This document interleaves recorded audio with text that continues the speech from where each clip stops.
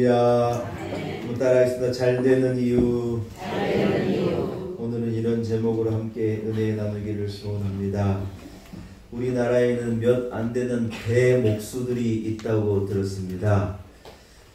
제가 우리 교회를 개척하고 이 교회 이 안에 인테리어 작업을 하는 것을 봤는데, 이것을 다 누가 하느냐? 목수들이 하더라고요. 그냥 목수 그러면은 옛날에 뭐 동네 뭐 나무 이렇게 뚝딱뚝딱 만드는 그런 분들이 목수인 줄 알았는데, 사실은 모든 일을 목수들이 하더라고요. 인테리어는 다 나무예요. 다 목수들이 하는 거예요. 우리가 이 성가대를 처음에 이렇게 층을 만들자고 그냥 밋밋하게 해놨거든요. 그랬더니 저 뒤에 계신 분은 보이지도 않고, 그래서 이게 안 되겠다 싶어가지고 이 성가대 층을 만들어 달라고 그랬더니 한 목수 한 3분 4분이 오셔가지고요, 뚝딱뚝딱뚝딱뚝딱 하더니 딱 층을 만들어 놨어요. 그래서 이야, 실력이 얼마나 좋은지 대단하더라고요. 이 층 만드는데 500만 원 들었습니다. 성가대원들 알고 앉으세요. 비싼데 앉아 계신 거예요. 비싸요 이게. 물론 뭐 나무가 얼마 안 되겠습니다만 그분들이 이 땅이 비싸요. 기술이니까. 근데 우리나라에는 대목수라 그래가지고 이 말 그대로 큰 목수들이죠. 이분들은 이제 어떤 일을 하느냐? 예를 들어 우리가 우리 경북궁에도 문제가 생겨가지고 여러분 새로 수축을 하고 할 때, 이분들은요 그 큰 아름드리 나무, 아주 오래된 그런 나무들을 이렇게 가져다가 어떤 고증도 하고 기획도 하고 설계도 하고 사람들, 작은 목수들을 모아가지고 총 지휘를 하는 그런 일을 해내는 이 목수들을 대목수라 그렇게 부르더라고요. 예전에는 여러분 대부분 이 나무가 건축물의 주요한 재료였어요. 지금이야 철근 콘크리트 가지고 이렇게 건물을 올리곤 하는데, 전에는 무슨 철근 콘크리트 같은 게 없었으니까 이 단단한 나무들을 이렇게 빚어가지고 홈을 내기도 하고 막 해서 못도 하나 쓰지도 않고, 여러분 이 나무를 이렇게 얼기설기 엮어가지고 건축물을 세우는 거예요. 참 신기해요. 제가 학교 다닐 때 역사를 잘 못했는데 지금도 기억하는 게 있어요. 우리나라의 가장 오래된 목조 건물이 뭐냐? 부석사 무량수전. 이게 자동적으로 나와요. 이게 영주에 있는 건데, 영주 부석사에 있는 무량수전이라고 하는 이 기와집 같은 집인데, 여러분 그곳은요, 놀라지 마세요. 1370년에 지어진 거예요. 지금도 거뜬하게 서 있어요. 이 나무를 가지고. 여러분 안 놀라실 줄 알았어요. 이 고려시대에 만들어진 건물인데, 지금도 여러분 그 오랜 풍파와 비바람과 얼마나 많은 태풍과 얼마나 많은 비와 얼마나 많은 이 세월이 흘렀는데요, 나무로 만든 그 건물이 딱 서 있다는 게 신기해요, 여러분. 근데 제가 예전에 어떤 이 다큐멘터리를 보니까, 대목수들은 무엇을 하는 사람이냐 하면 나무를 다루는데, 이 나무의 결을, 나무가 품고 있는 성질과 특징을 잘 이해하는 사람이라는 거예요. 이런 나무가 여러분 잘못 다루면요, 한없이 딱딱해가지고 이 한 번 잘못 칼을 이렇게 끌이나 이런 걸 훅 지나가면 나무가 여러분 이 상해버릴 수도 있고 목재로서의 어떤 가치를 잃어버릴 수도 있는데, 그 단단한 나무의 성질을 싹 알고 그것을요 그냥 이 진흙 주무르는 것처럼 마음대로 주무를 수 있는 단단한 나무인데 결을 알고 그 결을 가지고 이 나무를 잘 다루면 이 나무가요 튼튼한 목재로, 어떤 것과 비교해도 깨어지지 않는 큰 능력 있는 이 목재로 그들은 탈바꿈을 시켜내고 만들어내는 그러한 이 장인들이 대목수들이라. 여러분 나무의 결을 이해하면요, 한없이 부드러운 재료이고 그것을 가지고 한없이 튼튼한 건물을 지을 수 있는데, 이것을 이해 못하면 다루기도 어렵고 힘든 재료가 나무라는 거예요. 저는 여러분 어떤 생각을 하느냐, 우리 인생이 마치 어떤 나무 같다는 생각을 해보는 거예요. 우리 삶이 이것을요, 결을 따라서 어떤 순적하게 순탄하게 이것을 잘 다루면 그 인생이 형통하고, 근데 여러분 그 결을 이해하지 못하고 어떤 그 인생이라고 하는 의미를 알지 못하고 막 거스르고 억지 부리고 이래 가면 여러분 참 사는 게 몇 갑절로 어려운 것이 또한 인생이다 하는 생각을 해보는 거예요. 그런데 문제가 있는데 여러분, 내가 내 인생의 결을 과연 아느냐, 이것이 문제라는 거예요. 우리가 인생이라는 이 삶을 살아가는데 우리가 내 인생의 결을 알고 이 순적한 길을 잘 걸어가고 있느냐, 여러분 그것을 우리가 모른다는데 문제가 있는 거예요. 인생의 난제죠, 난제. 좀 인생을 살면 알 것 같은데,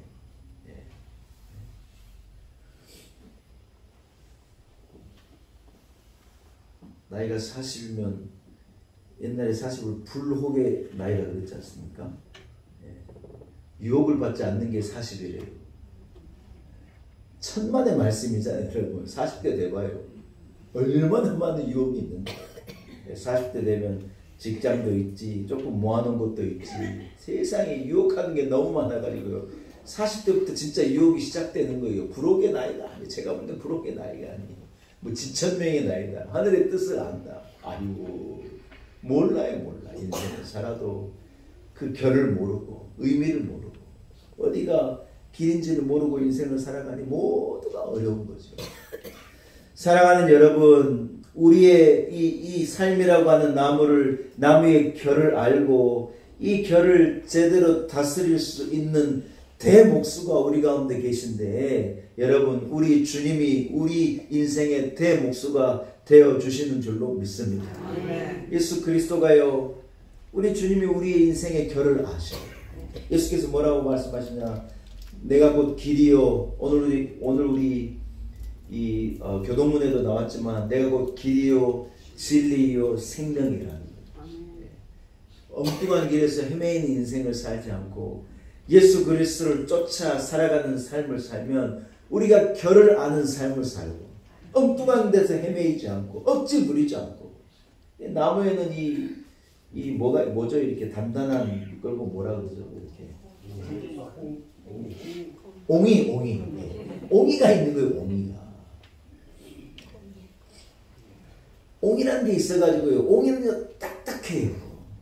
근데 그 옹이를 잘 다스려서 이렇게 하면요, 그 옹이가 오히려 그 나무를 단단하게 하는 재료가 된대.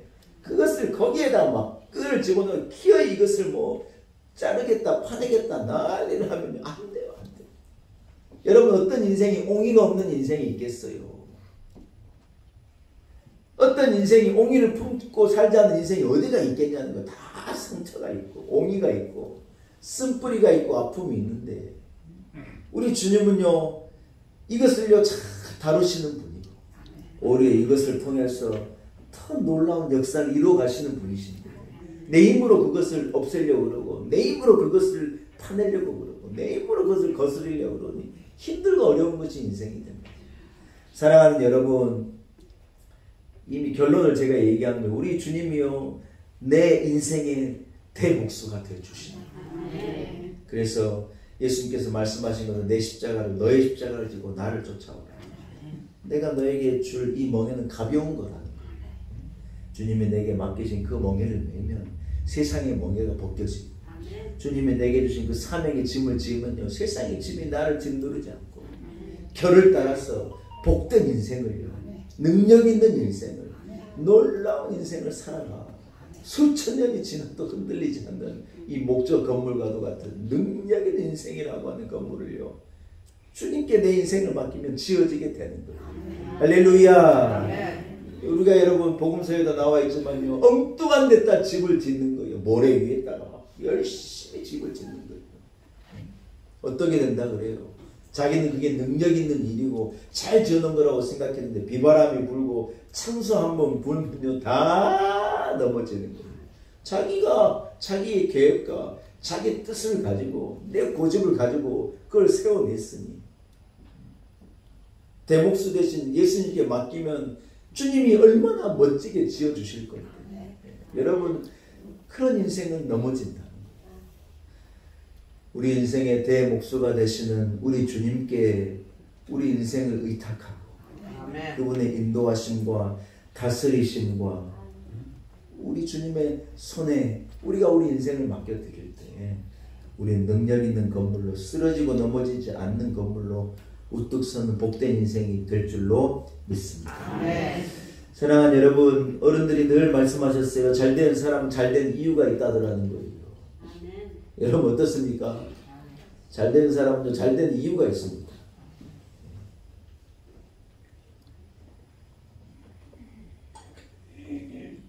부자는요, 가만 보면 부자 된 이유가 있더라고요. 여러분 주변에 부자인 사람 있잖아요. 그 사람이 여러분 흠펑덤펑 이렇게 돈 쓰는 거 보셨어요? 야, 그렇게 안 합니다. 다 부자도 부자 된 이유가 있고 잘 사는 사람도 잘 사는 이유가 있는데 오늘 본문에요, 잘 사는 한 사람이 등장하는데 다윗이라고 하는 사람이 잘 살더라. 근데 반면에 사울이라고 하는 사람은요 점점 못 살더라는 거예요. 제가 오늘 다윗을 보고 이 사람이 잘 사는 이유가 뭘까? 잘 된 이유가 뭘까? 여러분 말씀을 통하여서 몇 가지만 여러분들에게 소개해 드리고 여러분이 잘 되는 이유, 오늘 제가 결론을 이미 냈습니다만 그 결론을 가지고 다윗이 잘 되는 이유를 한번 생각해 보고 우리 성도들의 가정이 여러분 인생이 그렇게 될 수 있기를 축복합니다. 여러분 사울과 다윗 두 가문에는요 전쟁이 있었다고 본문이 말하는 거예요. 싸움이 있었다고 말하다 싸움의 어떤 결과는 이기고 진미의 결과일 텐데 전쟁은 여러분 죽고 사는 문제잖아요. 사울과 다윗의 집이 전쟁이 있었다는 거예요. 죽고 사는 문제를 가지고 이 두 집이 되게 됐다는 거예요. 그런데 다윗은요 점점 잘 되고 잘 되는 이유가 다윗의 가정과 가문에게 있더라는 것입니다. 사랑하는 여러분, 다윗의 집이 잘 되는 이유는요, 한번 따라합시다. 하나님께서 함께 하시기 때문이었습니다.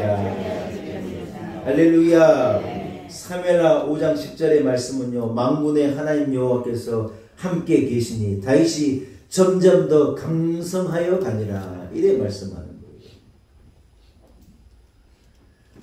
여러분 다윗의 집이 잘 되고 그의 인생이 잘 되는 것은 다른 게 아니었어요. 인간적인 요령과 노력의 결과가 아니에요. 하나님이 그와 함께 하심의 결과더라.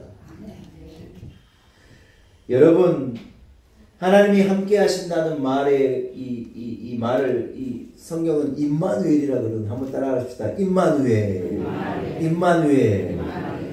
하나님은 여러분 저 구름 저편에 높은 곳에 계시는 분이 아니에요. 사실은 하나님은 나의 가까이 계시고 주님은요 하늘의 보좌를 버리시고 우리와 함께 하시기 위해서 사람의 몸을 입고 이 땅에 오셔서 우리의 죄를 대신해서 십자가에 고통받으신 분이에요. 주님이 여러분 제자들을 떠나시면서 뭐라고 말씀하시는 줄 알아요? 세상 끝날까지 한번 따라합시다. 내가 너와 함께 하리라. 이렇게 주님의 약속이었어요. 왜냐하면 주님이 우리와 함께 하신다는 것은 우리에게 주어지는 변함이 없는 불변의 약속이에요. 사랑하는 여러분, 예수님이 이 땅에 오셔서요 사람들이 다 버리고 무시하고 비난하고 가까이 하기 싫어하는 세리와 죄인들의 친구로요 주님이 함께 하신 거예요. 가난하고 병든 자에게 주님이 찾아가신 거예요. 손가락질 받는 세리에게, 손가락질 받는 창기들에게 주님은 찾아가서 그들의 벗이 되어주셨어요. 이것은 무엇을 의미하냐? 다른 게 아니에요, 여러분. 주님이 나와도 함께 하시겠다는 의미예요. 그런 의미인 거예요. 과연 내 인생에도 주님이 함께 하실까? 주님이 나와도 함께 하시겠다. 여러분, 여러분의 일상에 하나님의 함께 하심을 느끼면서 사십니까? 우리가 가장 강력한 영적인 상태가 뭐냐? 하나님이 나와 함께 하신다는 확신을 가지고 사는 삶입니다. 다윗이요 골리앗과 싸워 이기는데 자기 재능으로 자기 기술로 이기는 게 아니에요. 하나님이 나와 함께 하신다는 확신을 가지고 이긴 거예요. 아멘. 하나님이 함께하는 사람을 골리앗이 무슨 재주로 이깁니까?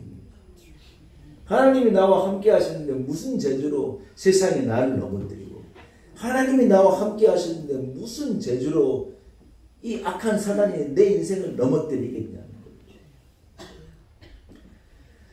하나님은 가까이 계시는 분이십니다. 내 입가에서 새어나오는 신음소리를 들으시는 분이고, 내 눈가에 맺히는 눈물을 보시는 분이 하나님이셔요.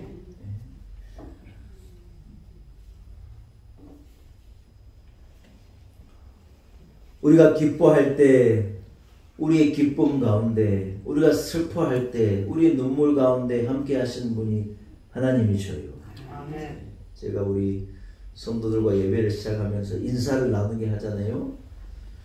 여러 가지 다른 인사를 할 수 있겠지만, 저는요, 하나님이 우리와 함께 하신다는 것을 고백하고 알고 믿고 우리 성도들이 살아갔으면 좋겠어요. 하나님 우리와 함께 하십니다. 하나님 나와 함께 하십니다. 자녀들을 우리가 세상에 내어놓는 거예요. 자고 깨면 험한 소식이 끊어지지 않는 것이 세상인데, 아이들을 생각하면요 답답해요. 불안해요. 근데 여러분, 임마누엘의 하나님을요 딱 확신하면요 마음이 안심이 되는 거예요. 하나님께서 함께 해주실 거예요. 하나님이 자녀들을 지켜주시고 하나님이 함께 해주실 거다. 여러분, 이 생각 가지면요 안심이에요. 걱정이 사라지는 거예요. 근심이 한 길로 왔다가 7길로 떠나가는 거예요. 사랑하는 여러분, 우리의 인생이 어떻게 하면 든든한 인생, 어떻게 하면 능력의 인생이 될 수 있습니까? 하나님의 함께 하심의 은혜를 덧입는 인생은요 다윗과도 같이 능력 있는 인생으로, 잘되는 인생으로 우뚝 서게 되리라고 믿습니다. 사울에게요 하나님의 영이 떠났다고 성경은 증거하는 거예요. 그러나 다윗에게는 하나님이 함께 하셨다는 거예요. 여호와께서 사울을 떠나 다윗과 함께 하심으로 사울이 그를 두려워한지라. 사울이 안 거예요. 하나님의 영이 자기에게서 떠나 다윗에게로 간 것을 알고 다윗을 질투한 거죠. 여호와의 신이 사울에게서 떠나고 여호와의 부르신 악신이 그를 번뇌하게 한지라. 하나님이 그에게 떠나가 버리면요 악신이, 사단이 와서 그를 번뇌하게 하는 인생을 살게 된다는 거예요. 여러분, 최고의 복이 뭔 줄 아세요? 하나님과 함께하는 복이에요. 하나님이 나와 함께 하시는 복이요 최고의 복이에요. 할렐루야.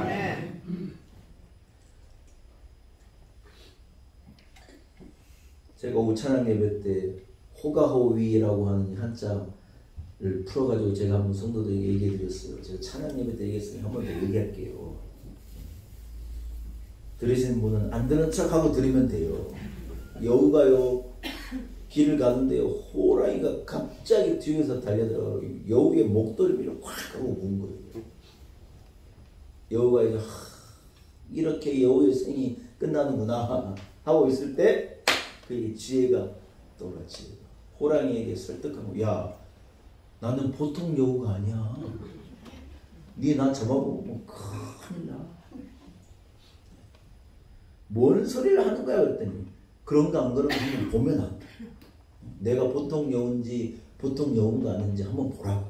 호랑이가요 웃기는 거예요. 좋다, 한번 해봐라 그랬더니 여우가 뭐라 그러냐, 내가 도망가 버릴지 모르니까 네가 내 한 3보 뒤에 나를 따라와라. 그리고 내가 쭉 이 숲을 걸어갈 테니까 숲에 있는 수많은 짐승들이 나에게 어떤 반응을 보는가 보라. 여러분, 여우가요 딱 앞서 의기양양하게 걸어가는데 뒤에 누가 따라와요? 호랑이가 여우가 도망갈까봐 3보 뒤에 확 물 수 있는 거리 호랑이가 딱 따라온다. 아니나 다를까 여러분, 여우가 걸어가는데 새들도 막 들짐승도 앞에서 후닥후닥 난리예요. 이 여우를 보고요 새들도 도망을 가고 늑대도 도망을 가고 곰도 도망을 가고, 아니 이 여우를 보고 온 이 숲이요 난리가 난 거예요. 막 다람쥐들이 나왔다가 막 놀래가지고 지금 나무 위로 올라가고, 막 토끼가 왔다가 살색이 돼가지고 막 도망치고 막 난리가 난 거예요. 호랑이가 그 뒤에서요 그걸 다 본 거예요. 빈말이 아니었네. 이 돈 보통 경우가 아니야. 얘 잡아먹었다면 큰일 나겠네. 뒤에서 따라오다가 찌가 겁이 나가지고 도망가 버려.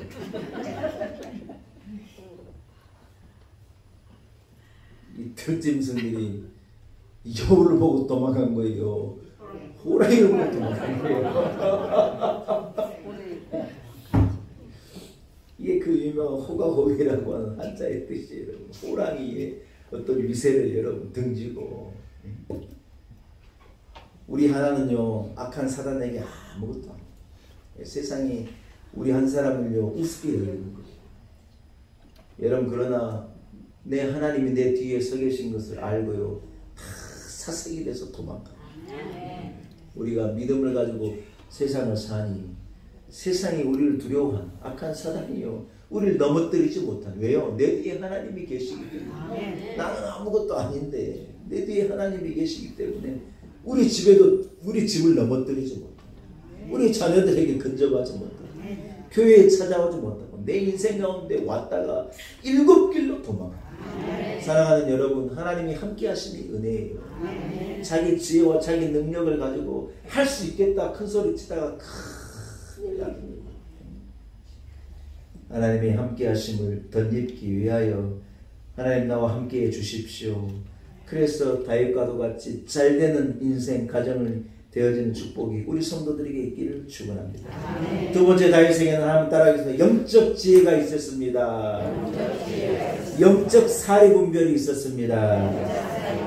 예, 시간이 많이 가서 빨리 진행할 때 조금만 집중해 주십시오. 블레셋으로 인해서 나라가 풍전등화의 위기에 있었어요. 17살밖에 안 되는 소년이 나가가지고 골리앗을 이긴 거예요. 하나님이 함께 하심으로 골리앗을 이긴 거예요. 사울이 그걸 본 거예요.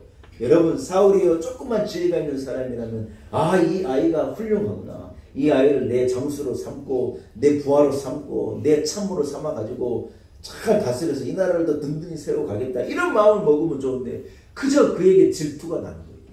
사람들이 다윗을 만만이라고 자기는 천천히라고 하니 그냥 미운 생각 그 생각에 딱 사로잡혀가지고 다윗을 죽이겠다는 거예요.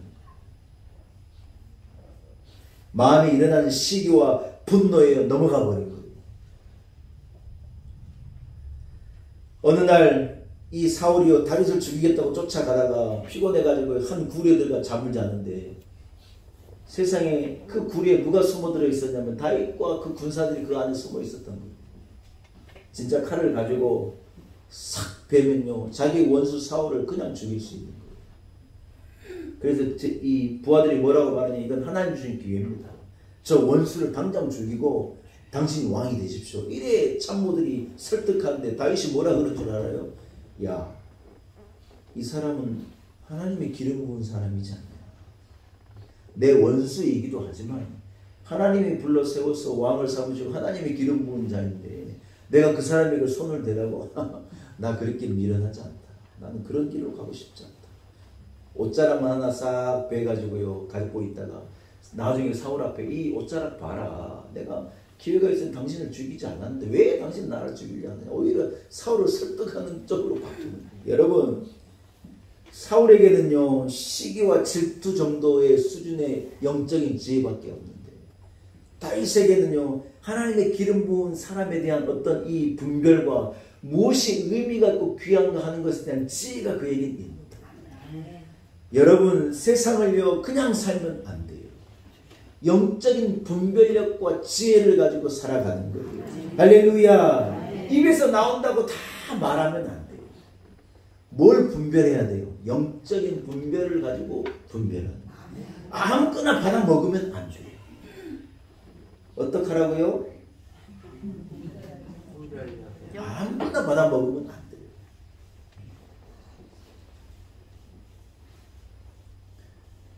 세상에 살다 보면 여러분 받아 먹을 기회가 많아요. 그런데 영적인 분별력이 없는 사람은요 아무거나 받아 먹었다가 체해가지고 막 잘리고 감옥에 가고 막 난리는 나. 우리는요 가야 할 길과 가지 말아야 될 길을 분별한 지혜를 가지고 사는 거예요. 우리가 아무데나 갈 수 있는 자유가 있지만 우리는 아무데나 가지 않아요. 아무거나 먹을 수 있는 자유가 있지만 우리는 아무거나 먹지 않아요. 누구와 어울리고 누구나 사귈 이 자유가 있지만 우리는요 엉뚱한 길로 가지 않는 거예요. 무슨 선이 있느냐? 보이는 선도 없어요. 제가 이제 이 수요 기도회 말씀을 준비하면서 그 선을 얘기할 건데 보이지 않는 거예요. 그러나 그 선을 따라가는 거. 뭐예요? 영적인 분별력과 지혜를 가지고 우리는요 그 길을 걸어가요. 그러니 여러분 안전한 거예요. 안전해. 갈수록 잘 되는 거예요. 잘 되는 길이 없느냐? 있어요. 그 길을 우리는 걸어가요. 할렐루야. 아말렉 한 사람이 사울을 죽입니다. 사울이 자기가 이 자결을 하는데 한 사람의 힘을 빌려 자결을 하는 거예요. 이 사람이 다윗에게 와가지고 뭐라 그러냐? 제가 당신의 원수 사울을 죽였습니다 하고 큰 소리치고 다윗 앞에 와서 무슨 상을 받겠다고 온 거예요. 다윗이 당장 명령에 그하여 죽이라는 거예요. 왜요? 이 사람은 하나님의 기름 부은 자에게 손을 댄 이 잘못을 했기 때문에 죽이라는 거예요. 사랑하는 여러분, 하나님께서요 다윗의 영적인 분별력과 지혜를 기뻐하신 거예요. 저는 여러분들에게 어떤 세상을 사는 지혜도 있어요. 누구보다 더 잘 알아. 부동산 투기를 잘해가지고 돈을 버는 지혜, 장사를 잘해서 돈을 많이 버는 지혜, 뭐 이런 지혜도 여러분 사람들이 많이 있는데 우리가 진짜 하나님께 부여해야 될 지혜는요, 따라합시다. 영적 분별력입니다. 하나님의 기뻐하시는 길을 찾아내는 영적 분별력을 가지고 다윗같이 살아갈 때 하나님이 우리를 잘되게 하시고 귀하게 하시고 능력 있는 인생 가정을 삼으시리라 믿습니다. 마지막입니다. 따라합시다. 다윗은 회개에 빠른 사람이었습니다. 여러분 흠이 없는 사람은 아무도 없는 거예요. 사울도 흠이 있었어요. 그러나 사울이 있는 흠 한 번을 가지고 하나님이 사울을 버린 게 아니에요. 다윗도 흠이 있었어요. 간음을 하고 밧세바라는 여인을 통해서 아이를 낳고 그 남편을 죽이고 생각해보면요 진짜 황당하기만큼 나쁜 죄를 저지르는데 다윗과 사울의 결정적인 차이가 뭐냐? 누구든지 흠이 있는 건데 이 흠 가운데 그가요 회복으로 하나님 앞에 회개함으로 나와요. 사울은 절대로 회개하는 법이 없어요. 자기가 잘못한 것에 대해서 득죄한 것에 대하여서 저지른 죄에 대하여서 아무런 회개가 없는 거예요. 끝까지 없는 거예요. 다윗은요 시편을 읽어보면 눈물로 자기 침상을 띄울 정도로 웃을초로 나를 좀 정결케 해주십시오. 나를 불쌍히 여겨주십시오. 주님 나를 용서해 주십시오. 철저하게 자기의 죄와 자기의 허물을 하나님 앞에 내어놓고 회개의 인생을 사는 거죠. 여러분 우리가 실수가 없고 잘못이 없는 사람이 누가 있어요? 그런 사람은 그런 인생은 없어요. 그러나 무엇이 달라야 하느냐? 다윗의 길은요 회개의 길인 거예요. 다윗의 길이 어디의 길이라고요? 회개의 길.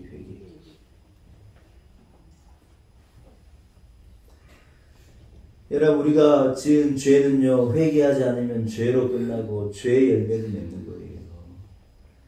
그러나 우리가 그 죄를 품고 하나님 앞에 눈물로 회개하고